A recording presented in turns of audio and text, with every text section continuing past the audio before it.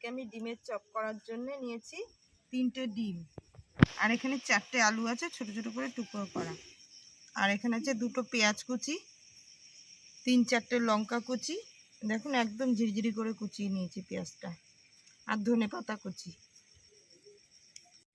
Bit নুন, চাট মশলা, এখানে জিরে আর ধনে গুঁড়ো করা শুকনো খোলায় ঢেলে গুঁড়ো করা আছে, আর এটা হচ্ছে চিলি ফ্লেক্স, আর হচ্ছে সাদা তেল, ময়দা, এই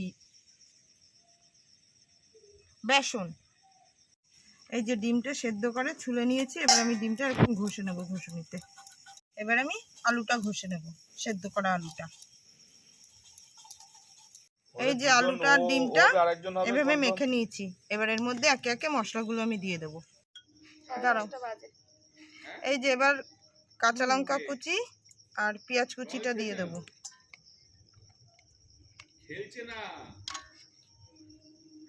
আর এখানে 1 চামচি মতো চিলি ফ্লেক্স আছে, ওটা দিয়ে দেবো। হ্যাঁ, 1/2 চামচি ভাজা মশলা,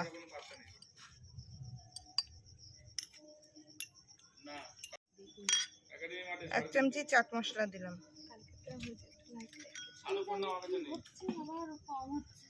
1 চামচি আর 1.5 চামচির থেকে একটু কম দিয়ে দিলাম বিট নুন, আর ধনেপাতা কুচি দিয়ে আমি মেখে নেব।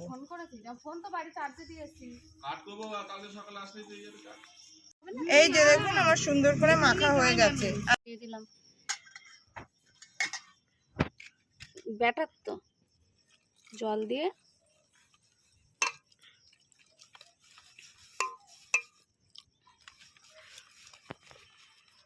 এগুলো কি নাম দিয়েছে ওইগুলো? খাবার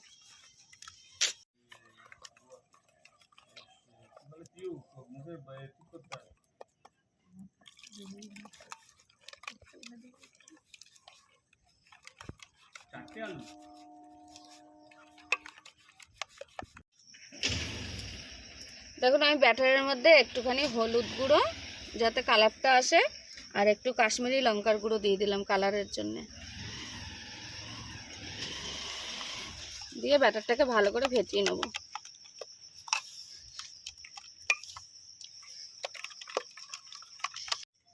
ভাজার জন্য তেলটা দিলাম, সাদা তেল, এইটাই কম হয়ে যাবে।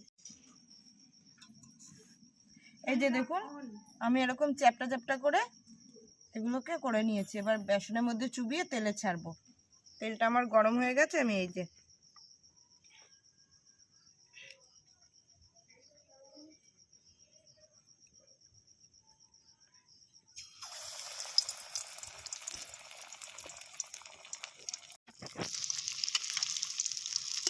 দেখুন এখন লাল লাল হয়ে গেছে একটু, আমি উল্টে দিলাম।